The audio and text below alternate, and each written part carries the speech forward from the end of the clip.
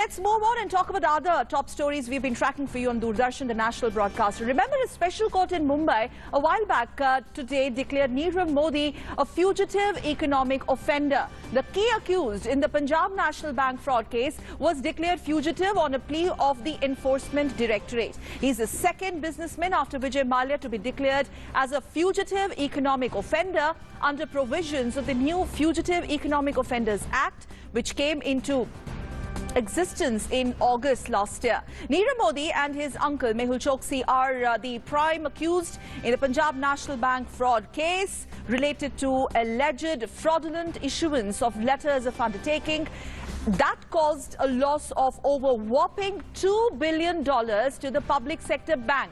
Nirav Modi was earlier arrested in London and his extradition process is pending.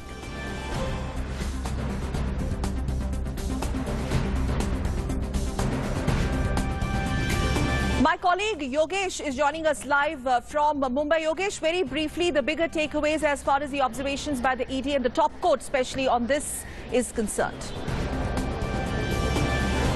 Definitely, what we have seen a couple of months back, that how ED had written a personal letter to the Swiss bank, and 4 accounts were frozen. Around 280 crore, about than 280 crore rupees were frozen, and Nirav Modi left inaccessible, had no access to that bank accounts. So now this is another setback for Nirav Modi, because what the criteria, there were different criteria for an accused to be declared fugitive economic offender.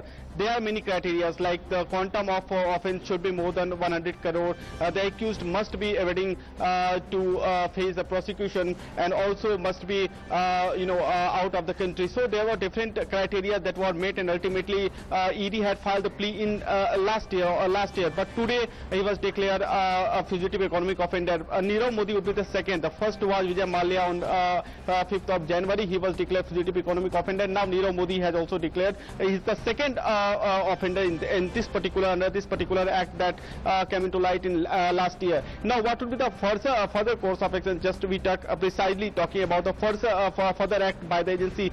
See, first of all, now the property list would be submitted to the court by the ED, and then the different stakeholders of those properties will be contested in the court, and then whatever properties would be out of encumbrance, that would be confiscated. So that remains to be seen, that when the court further orders on the confiscation of the property, so that remains to be seen as of now. Yeah. But then this massive development in terms of pushing further his extradition process, which in a way is pending, do you think that's going to, this development, the observations made by the top court, and they both being declared as fugitive economic offenders back home, is going to play a big role in their extradition process?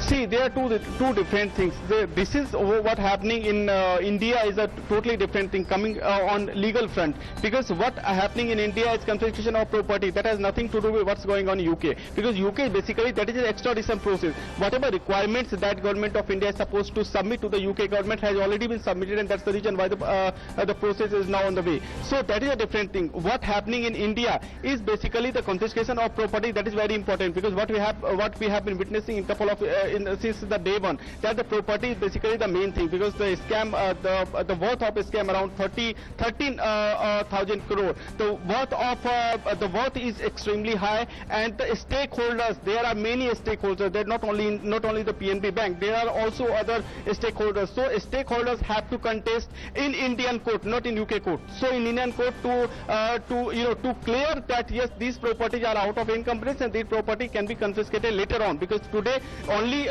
fugitive economic offender Government of India have been submitted by the agencies like ED, like CBI, the other agencies, and on that basis, the substantial documents, there are different kind of documents. Right. There are treaties. Also, we had seen how Interpol was involved. So there are different agencies are working, and what happening in India and what happening in both are totally different things at this point in time, and particular in this particular matter. Yeah, well, ED has always maintained that they have a watertight case against Nirav Modi and Vijay Mallya as well, and this, of course, is a very, very big development, legally speaking.